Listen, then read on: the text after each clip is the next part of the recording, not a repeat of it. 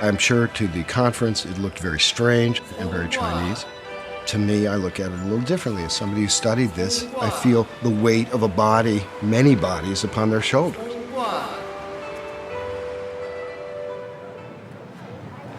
Okay, well, thank you very much for coming to report on this event. The reason we are here today because the World Transplant Conference is taking place in San Francisco. China has a huge number of transplants, largest in the world after the U.S., but no explanation of the sourcing. They have said prisoners sentenced to death and then executed, but they don't give numbers. I was a skeptic of the idea of forced live organ harvesting of prisoners of conscience. I did not believe it when I first heard the story, but the evidence is unmistakable. And here we have a lot of Falun Gong practitioner survivors from the torture and persecution. I was in the labor camp, the Tanghe labor camp in Beijing for 3 years. Every 3 months we got a blood test, and only Falun Gong practitioners will got blood test.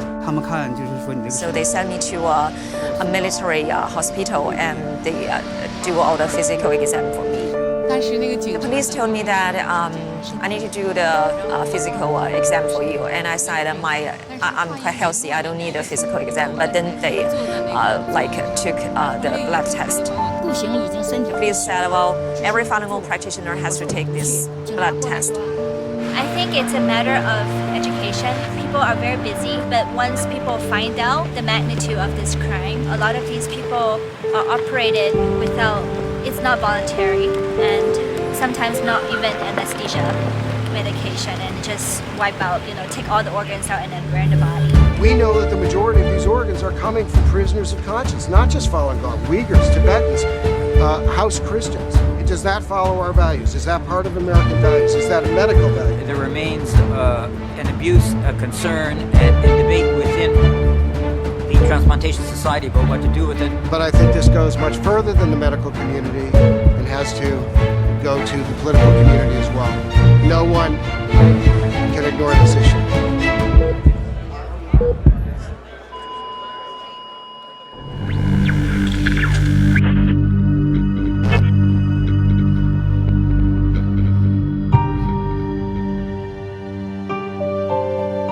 Think of this story as a murder mystery. Murder seems to have been committed, perhaps tens of thousands of murders. The mystery is why so few people seem to be paying attention. I'm Ethan Gutman. I'm an American born in Chicago. I'm half Jewish. I was at Brookings for a while. I was at Free Congress Foundation for a while, all of Washington gigs. I live in London now. Over time, I became very interested in China. Worked as a journalist, and I'm very good at one thing, which is infiltration. So I'm very good at infiltrating groups. I think that's because people believe that I'm basically honest and fair. I was in Beijing when the Falun Gong crackdown occurred in 1999. Watched it happen. I didn't know what I was seeing, and I found it very disturbing. Pretended to be a tourist, a lost tourist, who watched old bodies get thrown into buses. Well, I suppose this was sort of the sleeping Jewish genetic code or something, which I found, I felt this was sort of a horrible thing, and nobody really wanted to look at it, and nobody wanted to talk about it. Even the journalists didn't really want to talk about it very much. I found that very disturbing. Falun Gong, or Falun Dafa, was a relatively new spiritual practice that taught truthfulness, compassion, and forbearance. Its roots are in Buddhist philosophy. Started by one man in 1992, there was no formal organization or leadership, but Falun Gong captured the public imagination. The best estimates are that in just 7 years, it had grown to 100 million practitioners. China's leader saw that as a threat.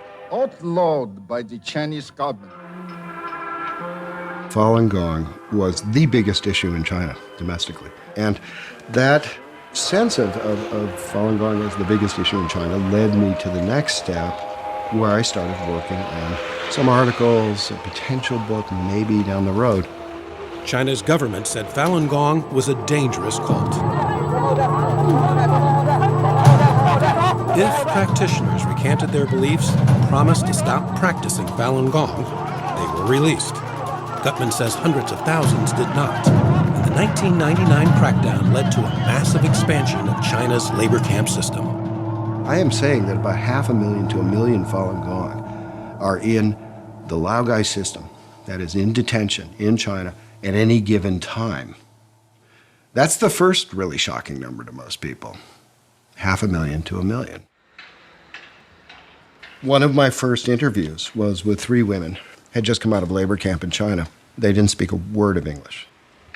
And one of the women was a very sort of salt of the earth kind of woman, about my age, 56 or something. She started talking about her experiences. And along the way, she said, well, you know, I was tortured, then they gave me a physical, and then they took me and put me in this room, and then I was tortured some more, and I was just like, wait a minute, let me hear a little bit about this physical. And I kept bringing her back to it. And she kept getting increasingly annoyed. It's like, you stupid white guy, don't you get it? I mean, I'm talking about torture, I'm talking about hunger striking, I'm talking about my resistance and my spiritual awakening in prison. I mean, they were serious issues. She had a lot to say. But her exam said much more than she was saying. I mean, it was absolutely uncanny. She described an exam, when I really questioned her about it, that made no sense from a medical standpoint. It was as if somebody was checking the health of her organs and nothing else. I could find no medical explanation. I've talked to many doctors. I've never found any kind of there's no other explanation for what was happening. And the most telling, of course, was the eyes, that they shined a light in her eyes. Did not do a peripheral vision test, did not do anything involving eyesight. They're just checking the corneas. And I admit that a chill passed over my spine. I said, I didn't say it aloud, but a chill went down my spine. Oh my God, this is real. This is in labor camp. Basically, people get starved and beaten in labor camps. They don't get sent to top-flight hospitals.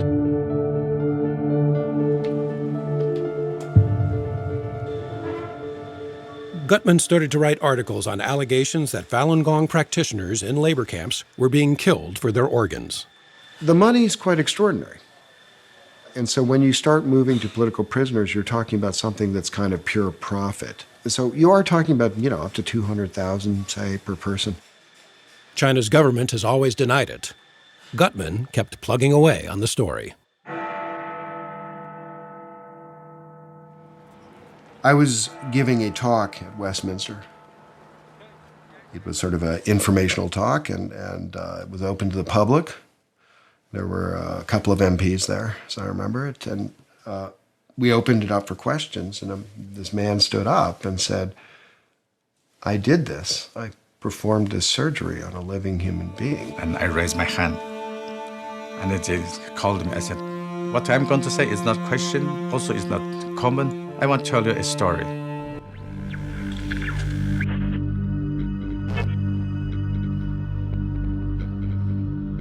This is sand from the desert near my hometown. And sometimes I open it and smell it and say, oh, this is my homeland. Yeah.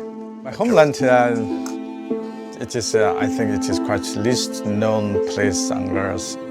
If you look at the Chinese map, at the northwest corner, there's a place called Xinjiang, and that is my homeland. This is the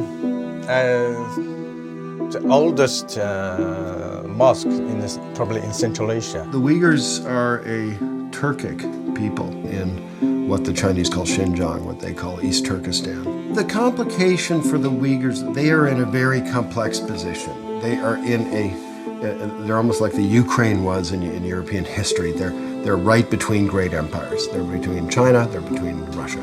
The Chinese came in under Mao and basically took over the country. The hospital I worked is called the Central Railway Hospital of Urumqi. And I started working as a doctor since 1986. At the beginning, I was a general surgeon. agreed to everything. Chinese law allowed for organs to be taken from prisoners sentenced to death, murderers, and the like. But it was not a common practice. Serious criminals are often not suitable donors because their health is poor. In July 1995, Toti says his boss asked him to assemble a field surgery team. And he said, can you, tomorrow morning, can you bring that mobile operation equipment and 2 or 3 nurses and waiting for me at the hospital gate? And I said, what am I going to do? And he said, well, something you'll exciting. Toti says his team followed the chief surgeon to the Western Mountain execution ground. So my chief surgeon said, you wait behind this hill, you wait here. And you come out after you heard the gunshots. I don't really know how much time passed. Then we heard that gunshot. So I said, go, let's go. So we rushed in. It seemed to me they knew what's going to happen. They just took the body and opened the door. Toti says the man lying before him is still alive. And then my surgeon said, okay, Dr. Anwar, that is your job now. To, as quick as possible, remove liver and kidney. From my common sense, that I understood that I don't need to wait for anesthetic. So you don't worry if you hurt or if you damage the organ next to it, because you don't care. This man died not because of that shot. That shot to his right. They try to avoid this heart. Right. So generally, if you receive one shot to the right, you can survive. He received shot to the right, and I removed his, and he's dead. Chief surgeon, they took these things and they put into special box. I have never seen such box. 2. And they said, okay, now you take your team back home and remember, nothing happened today.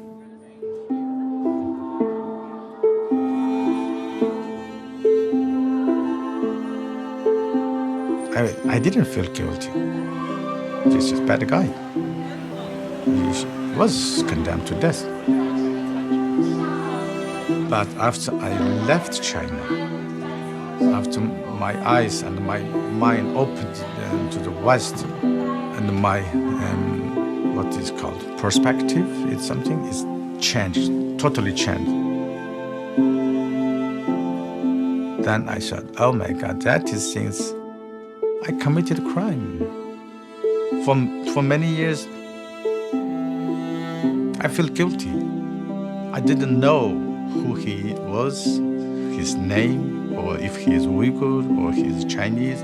If he's Uyghur, then I might guess he is Muslim, so I might pray for him in the mosque. And I said, what if he's Buddhist?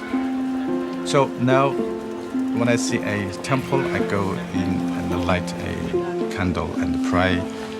If I see a church, I also go in to pray.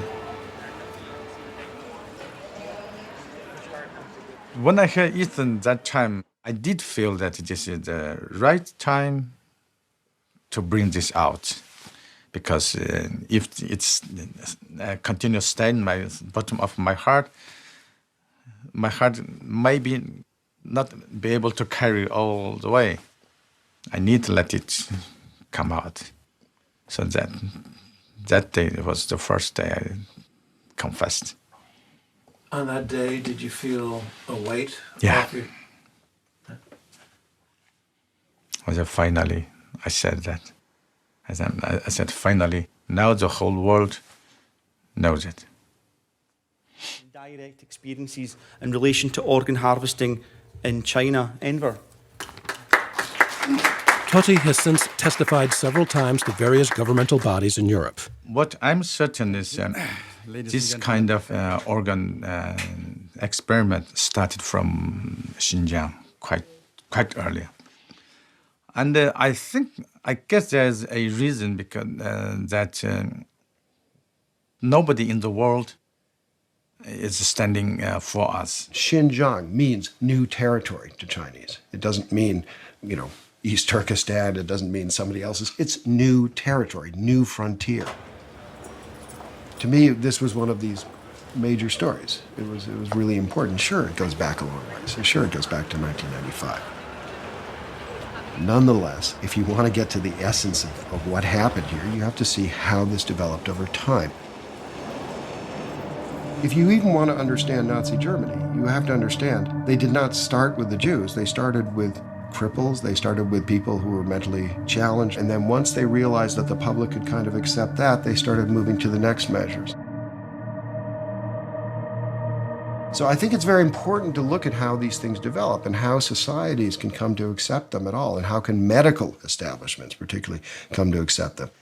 And Enver Tohti is the missing link on that, because he shows you that anything is possible. For Tohti, life in England has not been easy. Because his English is limited, he was never able to obtain a medical license. He is currently a bus driver.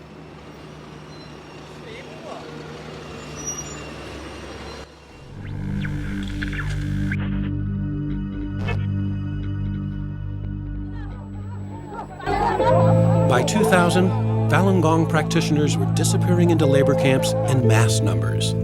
At the same time, Chinese hospitals began promoting their organ transplant expertise. I'm David Matus, and with me is David Kilgore.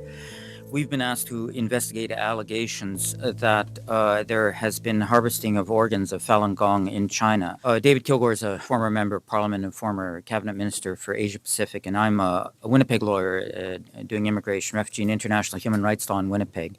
And we have now done our investigation, and we're producing this report. And I didn't know whether it was true or not, and so my task initially was to try to figure out a way of approaching the issue so that I could either prove it or disprove it and not just walk away and say, I don't know. The number of executions in China varied widely depending on who was counting. But Matus says no matter which number he used, the number of executions and the number of organs didn't add up.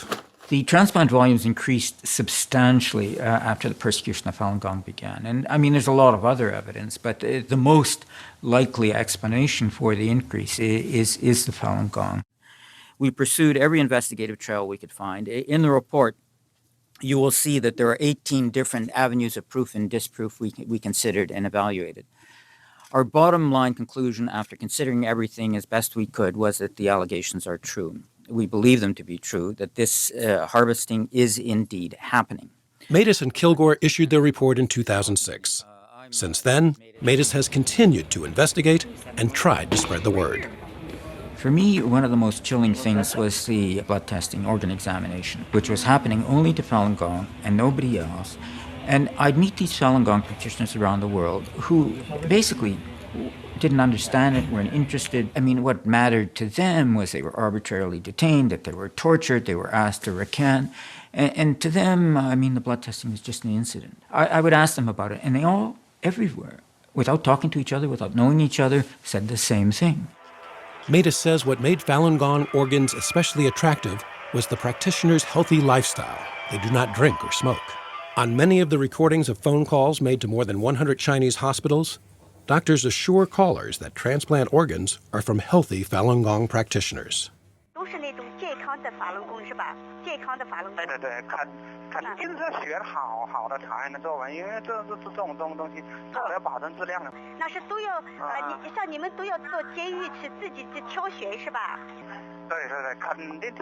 Chinese officials say the recorded phone calls are a hoax. The Falun Gong, when they were arrested, originally it was a catch and release system, and they'd be sent back to their home community and victimized there. What had happened is then they'd go back and protest again, and the second time they wouldn't say who they were or where they were from in order to protect their home environment. Matus says the effort to protect family members and friends from harassment resulted in hundreds of thousands of unidentified people in prison. This huge population extremely vulnerable. Family didn't know where they were. Jailers didn't know who they were. They weren't going to release them without recanting. And they became this just vast sea of expendable humanity. Matus says that vast sea brought in vast sums of money. His report laid out what Chinese hospitals were charging Westerners for each organ. $30,000 for corneas, $62,000 for kidneys, and more than $100,000 for livers or hearts. Matus says he found no smoking gun, but believes more than 40,000 people were killed for their organs in a 6-year period. I mean, what's the explanation for the increase of transplants? And originally, I mean, they have a bunch of kind of implausible scenarios, but one of them, they said, well, we had a lot of doctors trained in the West who came back, and were able to do more transplants. Well, that explains how they could do it, but it doesn't explain where the organs were coming from. That part of the debate is over. It is not up for discussion as to whether murder for parts is taking place. It's now just a question of whether we're going to continue to put up with it. Art Kaplan is one of the leading medical ethicists in the country, and while he was convinced, the report received just a bit of attention elsewhere in the U.S. People are mostly concerned about what happens in their own backyard or their neighborhood, and to get people concerned, I mean, they never heard of Falun Gong before, they don't know what it is. There's a tendency not to get involved. As an international human rights lawyer, I think it's important for people to reach across linguistic, cultural, geographic divide to express a common humanity and solidarity. I mean, that's what human rights is all about.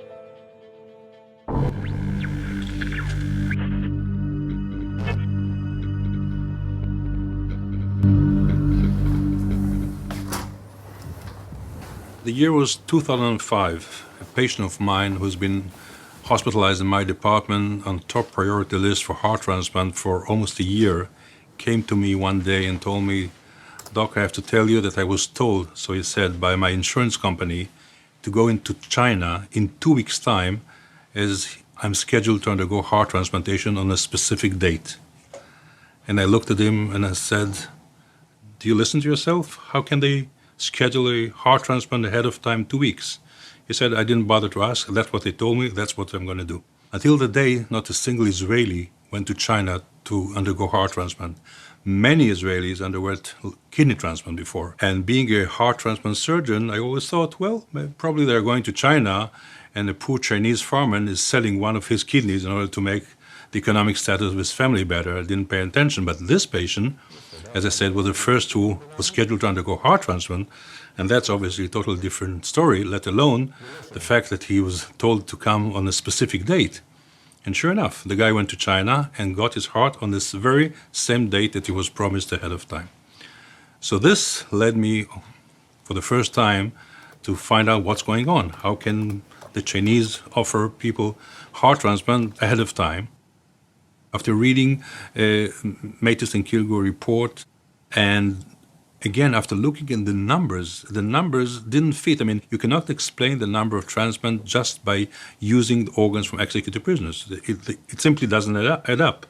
So once Kilgore and Matus brought this new information, it all made absolutely sense. What I found out more was the fact that not only this particular Israeli, as similar to the previous kidney transplant Israelis who went to China, doesn't have to pay a cent out of his own pocket because his medical insurance and sick funds reimburse fully the entire operation, which made the Israeli participation in the process de facto as if we are looking at what's going on in China as ethical and legitimate.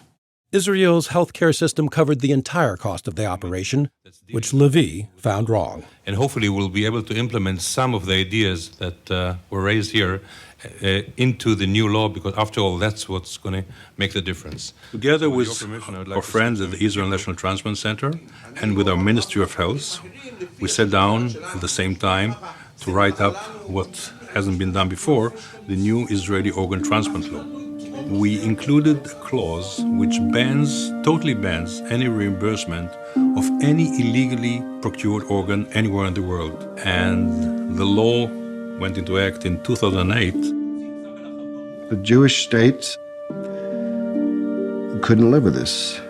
They could not live with the idea of religious dissidents being slaughtered. America should be following that example. They were right. They were the first country to do this. I am not surprised that Israel was number one, but I think that owes a lot to Jacob Levy. Being a son of a father who was a refugee from a concentration camp from Nazi Germany, I felt the need to do what hasn't been done at the time when my father has been there. Because if the world would have known about what's going on there, and if there would have been good people elsewhere in the world, history could have been changed.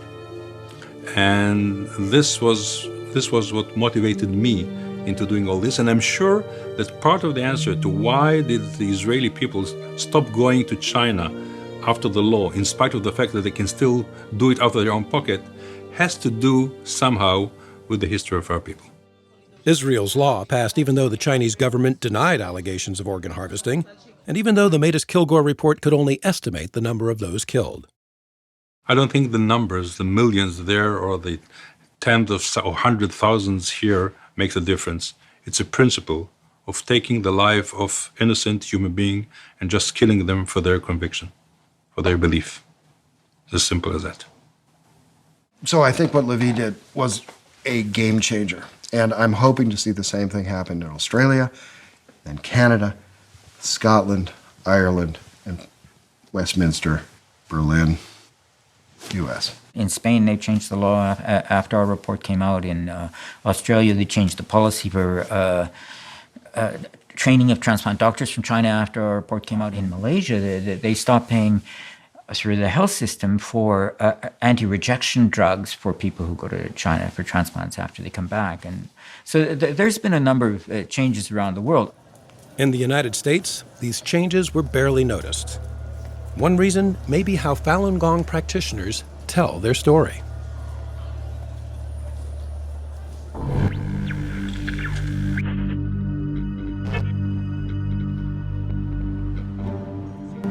On many city streets around the world, you'll see them. They often wear yellow shirts. They push literature at passers-by, demonstrate at public events, and tell stories of torture. Two male policemen, they were put me taped, handcuffed me to that position. That 两个手卡在紧紧的，完再用这么宽的布带子把双手缠上。 Both of my hand was handcuffed to the top upper back. I went through all kind of torture. Yeah, 被吊起来打，昏过去，醒来后又死人床上抻下来，跟死人一样。I was handcuffed and then tortured, basically, almost died. At that night, I was tortured and interrogated, and they just tried to force me to tell my name. And then I resisted to tell them my name, and then they just put a number on my left arm. The Chinese government continues to say Falun Gong is a cult. For many Westerners, Falun Gong does look foreign and sometimes disconcerting.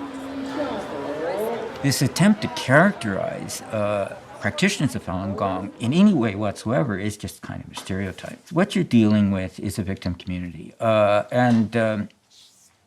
mean, you don't expect the victims to be journalists, researchers, human rights defenders. I mean, all they can tell you about is their own personal experience.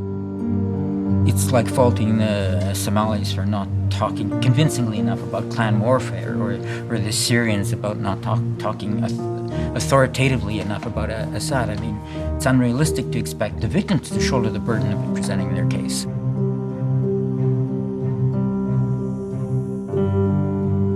I was blood tested, not only blood test, chest X-ray, and blood pressure, and eye test, and kidney test, everything.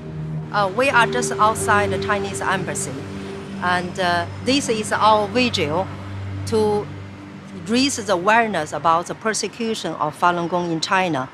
And this persecution lasts for over 14 years, and it's still going on.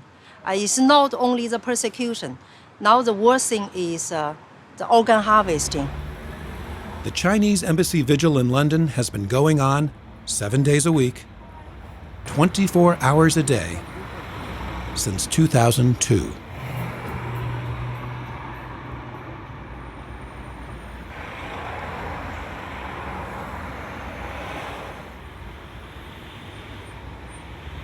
I've been doing it since 2001 because I started practicing Falun Gong in 2001. I read about the persecution and I thought, well, what's all this?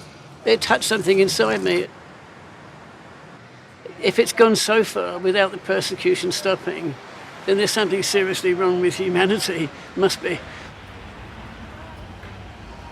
I'm amazed that the world is turning a blind eye, basically, to mass murder going on in China, and all because they owe loads of money to China. And I'm thinking, well, this is absolutely incredible, isn't it? So we're standing here doing this and no one else is doing it.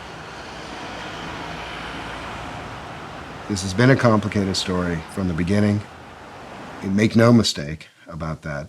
There are language difficulties, there are cultural difficulties. These are not cute and fuzzy figures like the Tibetans. There's one final reason, which is the way Falun Gong presented itself. Look, a lot of Falun Gong are coming out of the mainland, right?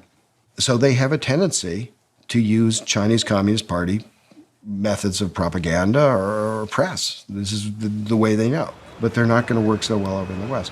When things are stated, they are stated in a kind of extreme way. The difference is, of course, when you sit down and actually talk to these people, they're perfectly literate and mindful. They just have a different perception of how media is supposed to run. And it's taken them a while to learn the Western method, which is quite different.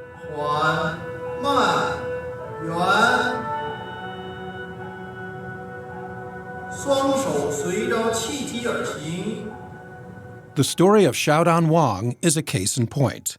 Xiaodan's father was a prominent Falun Gong practitioner in Beijing.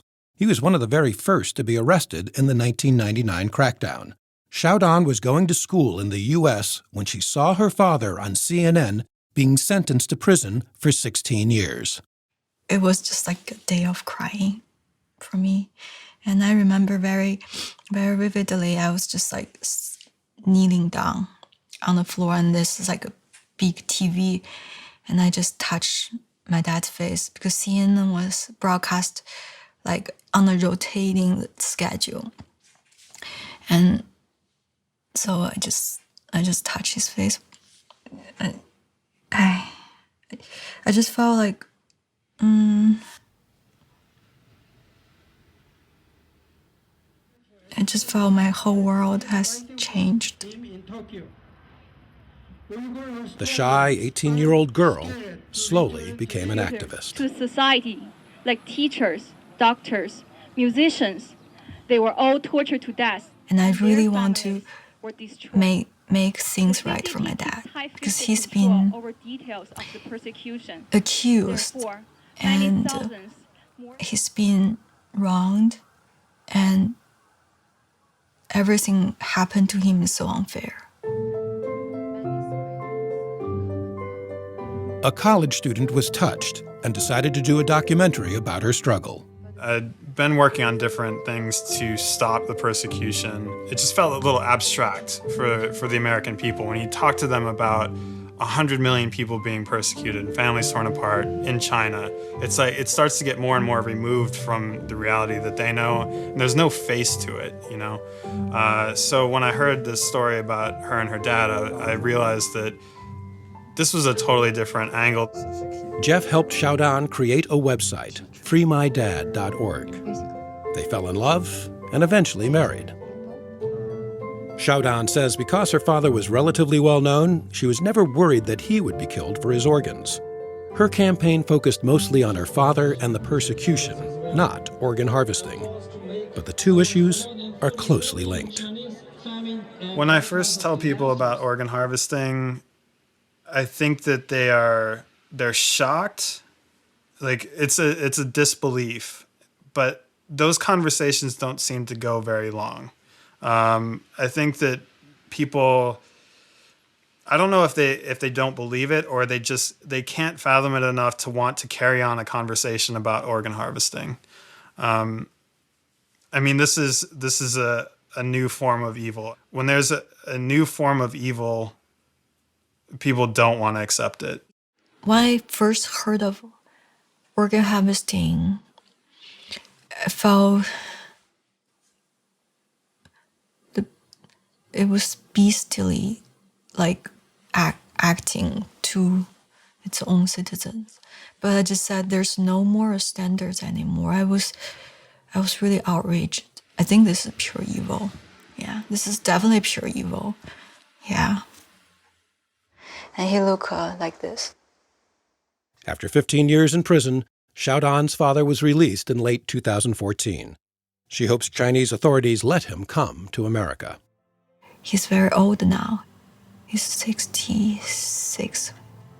And, personally, I really want him to be here because it will make my life much easier. And all I remember was he spoils me when I was young, and, that feel of being protected by a dad and always have somebody to rely on. I want to have that again. But I think this time I have to take care of him. When she was young, her father bought her a piano. Xiaodan hasn't played for years, but she has begun practicing for the day that she can play for her father once again.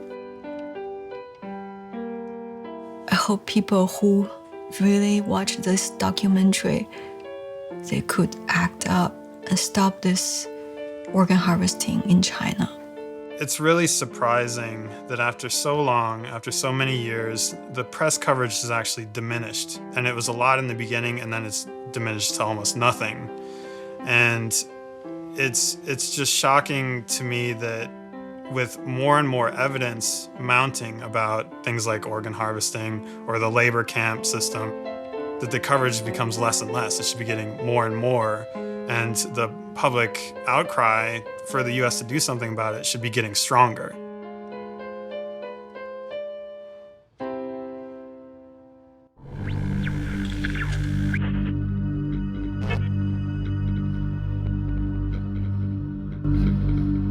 I was giving a congressional testimony along with a couple of other people on this. I gave my testimony, and all of a sudden Rohrabacher started pounding the table and saying they're cutting people up while they're still alive and ripping apart their bodies. And then he started pointing at the press and saying, "Where is the press?" I am Congressman Dana Rohrabacher. I represent the 48th Congressional District in California, which is right along the coast here in Huntington Beach. Not only right along the beach, but Rohrabacher is to the right of most of his fellow Republicans, at least when it comes to China. Nobody in Washington, except a few of us, want to confront China on its gangsterous activities, on its evil activities. What we've had is now businessmen become the advocates of trying not to get the Chinese Communist governments mad and are angry at us. So now what you see in both parties, where on the further to the right and further to the left are likely to be more active on human rights issues. That's always been part of the China dynamic. I mean, this is not, the mushy middle is the constant in China relations, is that you usually have a left-right alliance, okay? You have the left who are interested in human rights. You have the hard right who cares about religious freedom. And the mushy middle usually cares about the money. The truth is, they're looking at it from the corporate interest. If you want to end a meeting in China, if you're in a meeting with a Chinese government official, all you have to do is mention the words Falun Gong, the meeting's over, okay? And they're leaving and they won't say goodbye. There's no handshake, okay? That's all you have to do. It is the third rail of Chinese politics. China's big, it's powerful, it's rich, and it's got connections everywhere. A lot of the mainstream are concerned by that. Multilateral trade, geopolitical interests, human rights tends to take a back seat. And whereas the extremes, well, they tend to be more principled. In an attempt to raise more awareness, H.R. 281 was introduced into Congress in 2013. The resolution expressed concern over credible reports of systematic, state-sanctioned organ harvesting. Yeah, I think that it's going on. I think it's going on in a big time, and the people over there know about it. We see this as one of the evils of our time, conducted by a gangster regime that does not deserve to be treated like an economic and political partner. The House will be in order.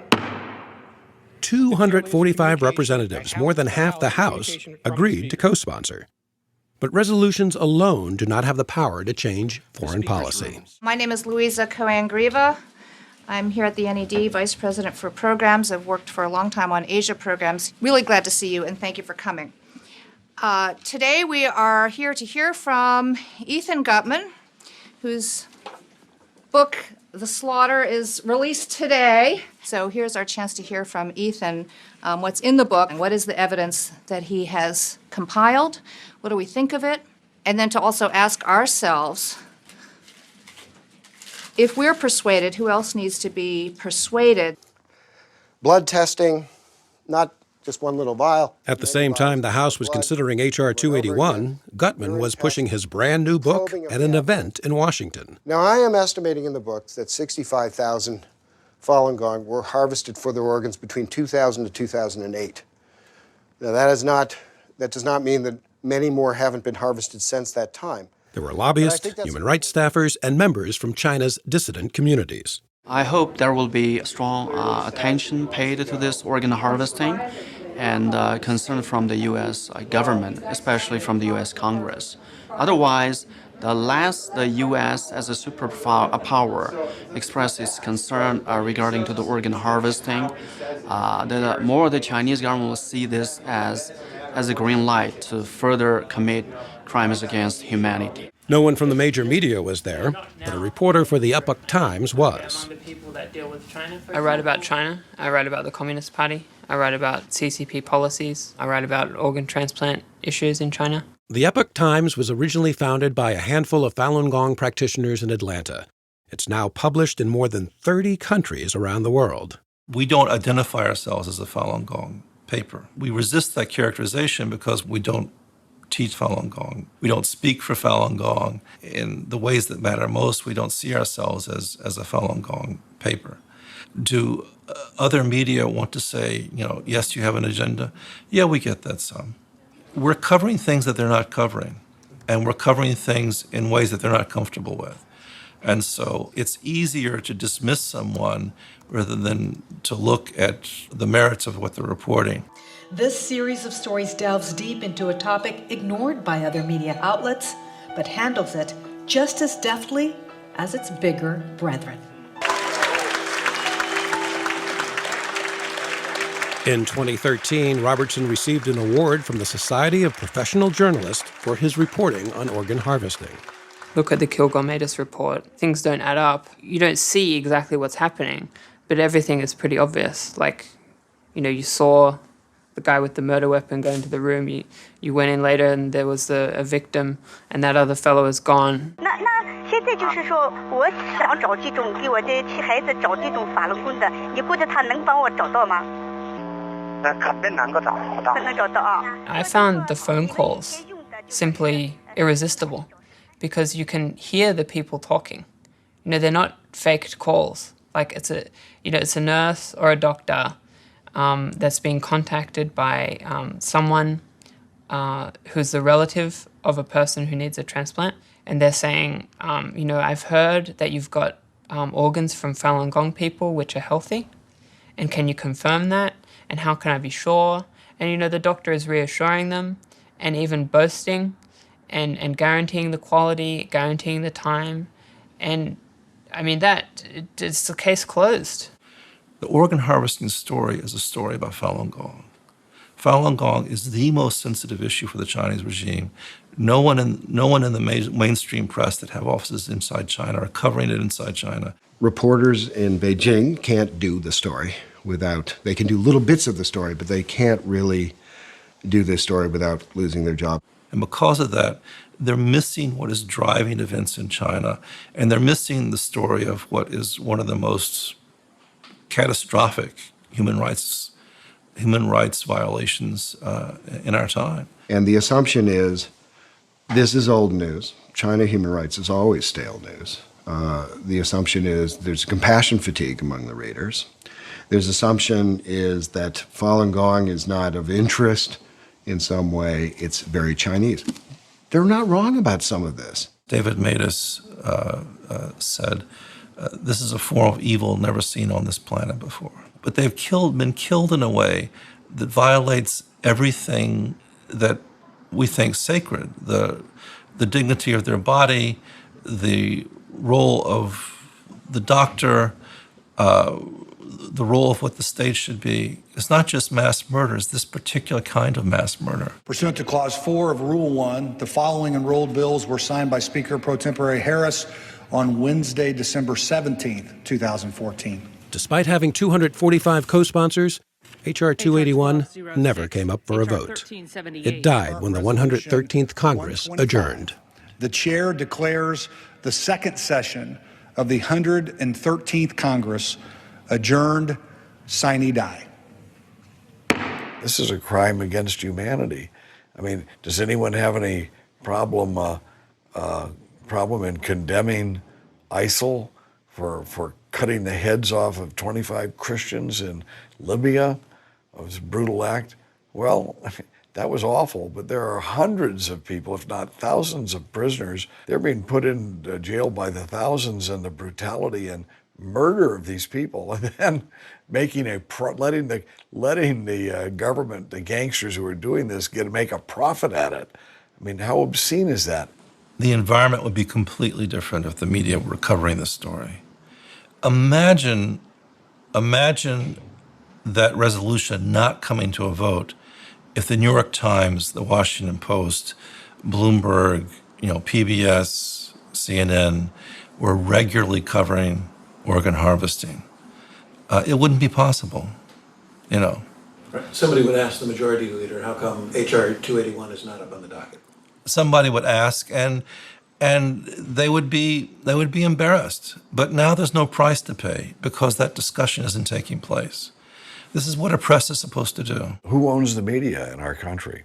If you're trying to figure out why something is covered or not covered, figure out who owns the media. How many films have you seen that portray China as the bad guys? And this is an evil, evil regime. It's the world's worst human rights abuser, but I haven't seen many movies about it. It has been, to date, difficult to get attention paid, and I think there are two reasons. It's a little bit hard to believe that it could be so, that doctors are complicit with the kind of atrocities that we know are happening in prisons. And it's difficult. So if that's your question, it is difficult to get attention paid, but also what do you do about it?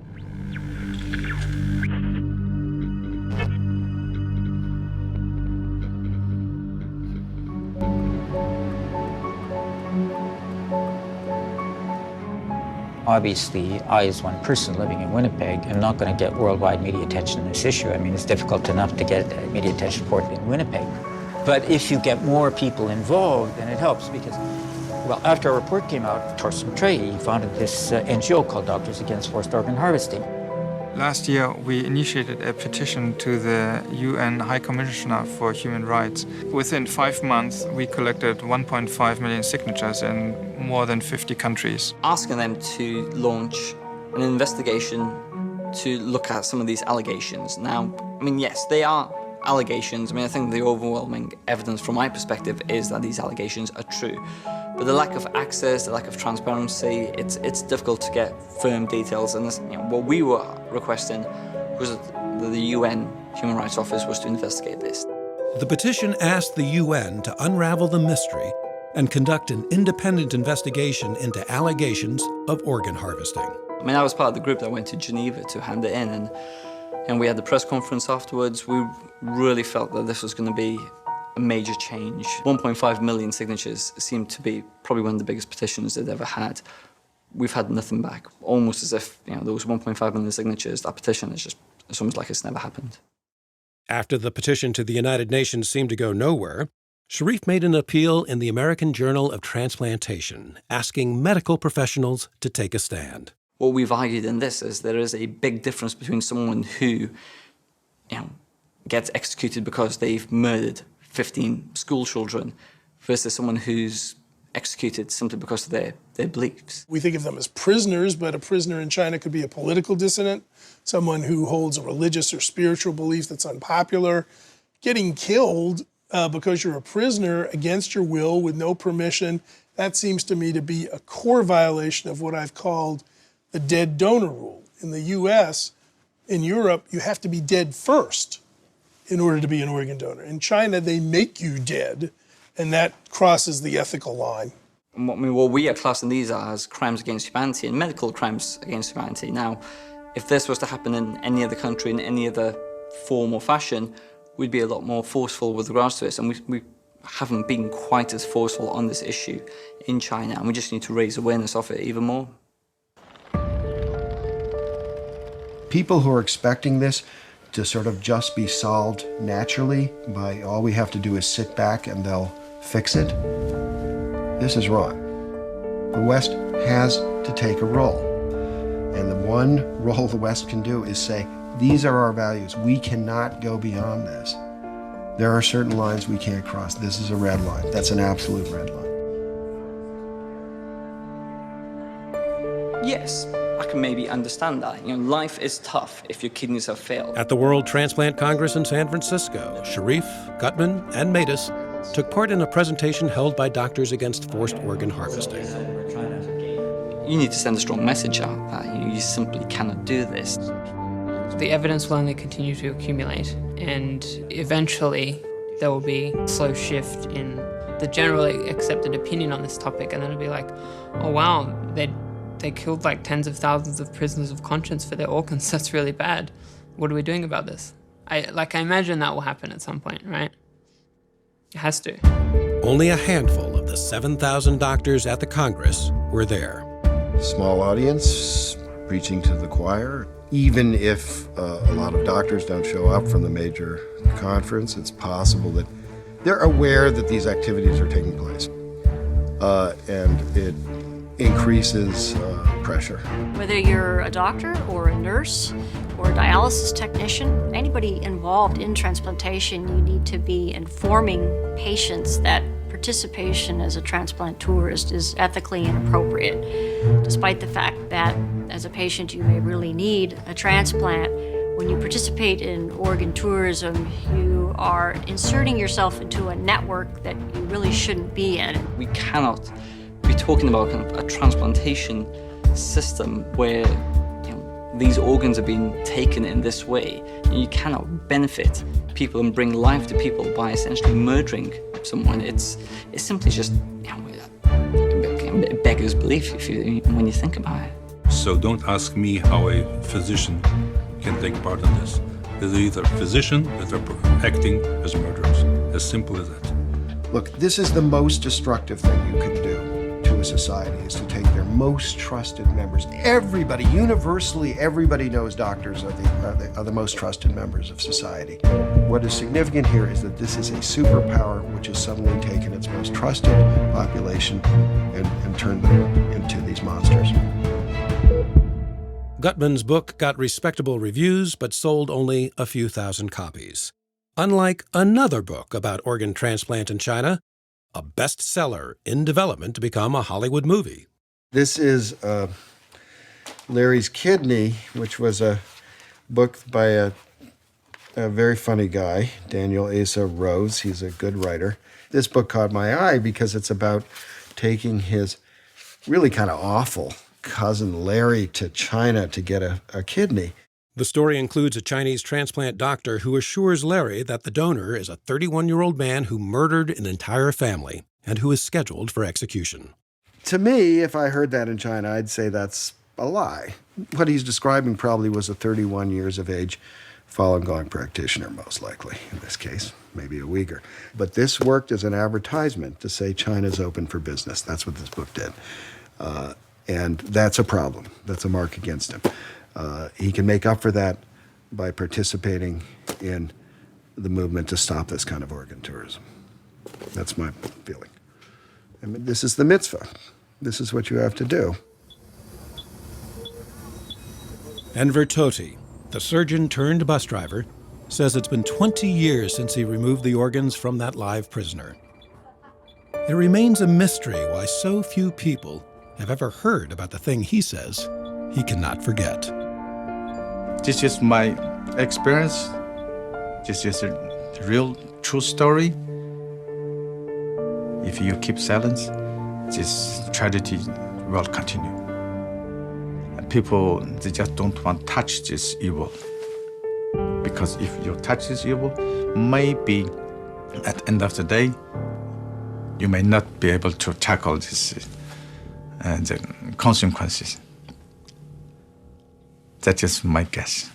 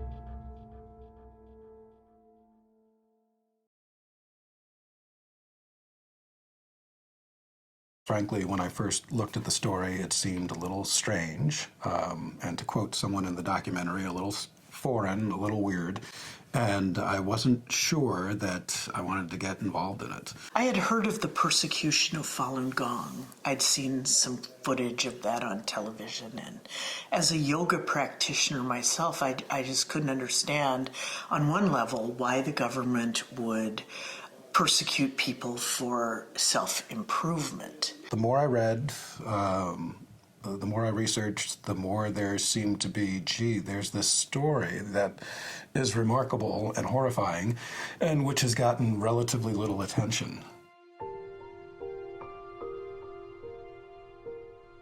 Documentaries give you the ability to take a big bite. So there are certain topics that it's like, wow, I'd love to do more. Most of my career was 90-second stories, 2-minute stories. And frankly, you can tell a lot of stories in 90 seconds or 2 minutes. This one, pretty difficult to tell in 2 minutes. Journalists are perhaps the most cynical, the most disbelieving of any population. And to meet journalists who were utterly convinced that this atrocity was going on and perhaps still is, was very interesting and impressive. When I first talked to Ethan Gutman about this, and of course he's written about this more than any other journalist, and his initial reaction was, well, you really can't do this in a documentary. It's too complicated of a story. And in a sense, he's right. The tragedy of this is that the victims never emerge alive. So how do you can't have a first-person testimony. So you have to look at what else is around it. Once I found out about Ethan and found out what he was doing, I realized here's our conduit into the story. In part because for an American public TV audience, they sort of know who Ethan is. I mean, not Ethan in particular, but, you know, the hard-charging reporter, the guy who does work all by himself, the guy who causes trouble, the truth teller, the truth seeker. That's a character they're familiar with. So, you know, we have the story of the journalist, the skeptic who sort of stumbled on the story. We have the story of who I call Dr. Zero. It's, you know, Enver Tohti. He's did field surgery, organ removal from a prisoner who had just been shot. We did a story about a woman whose father was one of the first to be arrested in the Falun Gong crackdown. We did a story about the human rights lawyer who dug away on this. We've done stories about a reporter who is writing for a paper that most Americans have never heard of, but who has written extensively about it and even been recognized by the Society of Professional Journalists. We kept on finding interesting stories that we thought would help give people an idea of the big picture. You know, one theme that came out in the interviews, which I never expected, was some of the people that are actively engaged in fighting it have Jewish heritage. because of what their families suffered in the Holocaust. One of the stories that we stumbled into was the story of an Israeli doctor, a very unexpected story because that's not what the story is about. The story is about China and it's about political dissidents and suddenly there's this Israeli doctor and we talked to him in San Francisco. It was perhaps the most meaningful hour that I spent with somebody. He was so horrified by the fact that one of his patients could have a heart transplant scheduled on a specific day and time that he knew it could not be ethical. So he researched it and was able to get Israel to change the law. Now, for a country like Israel that is not exactly celebrated for its human rights victories, I think that's quite impressive. And I hope that other countries will look at that case study and think about what could be done. Every story, I think, in this documentary is remarkable in its own right. But the one that I keep going back to is Enver Tohti. And in part because he saw and took part in something that virtually no one has been able to talk about. You know, I'm an ex-reporter.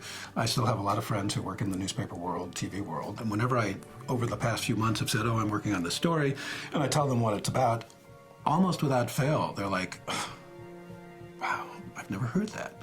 And these are people who are in the media, okay? So, and they're saying, wow, that's awful, I've never heard that. The people I want to see this story are those who haven't heard this story before. Sure, if you've heard of this story and you're interested in organ harvesting, you're interested in China, yeah, please watch the documentary because I think there's things in there that I hope will illuminate.